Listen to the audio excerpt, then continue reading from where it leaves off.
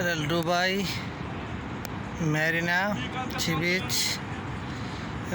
অনেক সুন্দর দেখার মতো জায়গা। এটা একটা নাইট ক্লাব, আমরা এখানে কাজ করি।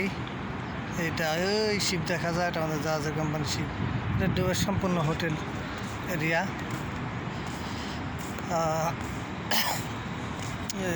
ও বিশাল বড় বড় বিল্ডিং, বোট এরিয়া বিল্ডিং, শুধু এগুলো সব হোটেল। এগুলো সব হোটেল, দেখতে অনেক সুন্দর।